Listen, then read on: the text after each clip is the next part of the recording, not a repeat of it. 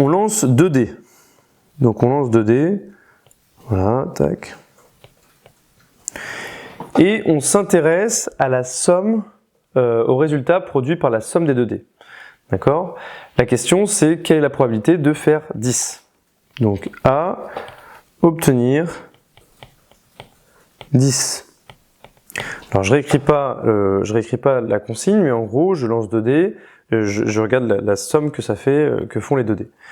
Alors là ici, il y a une astuce un peu plus intéressante que faire un arbre, parce que 6 et 6, vous avez compris que ça va faire 36 combinaisons, parce qu'avec le 1, je peux avoir 6 combinaisons possibles sur le deuxième dé. Avec le 2, je peux avoir 6 combinaisons possibles sur le deuxième dé, etc., etc. Donc si je le faisais faire sur un arbre, et je vais vous le faire pour que vous puissiez comprendre, je ne vais pas vous faire tout l'arbre, hein, mais pour que vous puissiez comprendre, là, ben, ça c'est le premier dé, 1, 2, 3, 4, 5, 6, et ça c'est mon deuxième dé. Donc là je vais avoir 1, 2, 3, 4, 5, 6, et là c'est mon deuxième dé. Et vous voyez qu'en fait ça va faire vraiment beaucoup de branches, beaucoup de feuilles, et c'est très compliqué, ça fait 36 feuilles au final. Donc à ce moment-là, on choisit un tableau. Alors je vais essayer de le faire assez rapidement pour que vous puissiez voir. Donc là j'ai juste mis le D1 et le D2, et puis désormais je vais faire la somme 1 plus 1, 2, 3, 4, 5, 6, 7...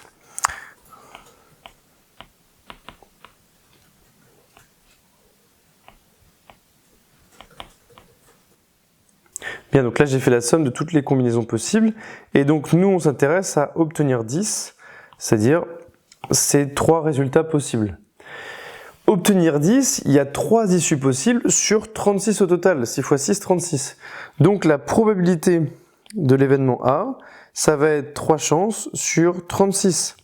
Là aussi, pour les puristes et ceux qui veulent absolument écrire sous la forme de fraction irréductible, 3 et 36, 6 plus 3, 9, ça veut dire que 36 est dans la table de 3. Donc ici, ça fait 3 fois 1, et ici, ça fait 3 fois 12. Donc en fait, on simplifie par 3 tiers, et ça nous laisse 1 douzième. Donc la probabilité de l'événement A, obtenir 10, c'est une chance sur 12, 1 douzième. D'accord? Donc, si je résume ce qu'on a vu dans cette vidéo, on a vu que quand on a une expérience à double épreuve, on a 2 façons de procéder, à minima, mais en l'occurrence, 2 façons qu'il faut retenir, c'est soit on exprime ça sous forme d'un tableau, soit on exprime ça sous la forme d'un arbre. Sous la forme d'un tableau, ça donne ça, sous la forme d'un arbre, ça donne ce schéma-là. D'accord? L'idée, bien évidemment, à retenir, qui est importante, que vous devez noter si vous faites des flashcards, c'est que la probabilité de 2 épreuves, d'une expérience à 2 épreuves, c'est qu'on multiplie le principe multiplicatif, donc on multiplie la probabilité de chaque branche. Voilà pour cette vidéo, l'essentiel c'est cela qu'il faut retenir. Je vous souhaite de continuer à apprendre et de revenir sur les exercices si vous n'avez pas compris, de façon à pouvoir reprendre tout cela à tête reposée une fois que vous aurez bien dormi.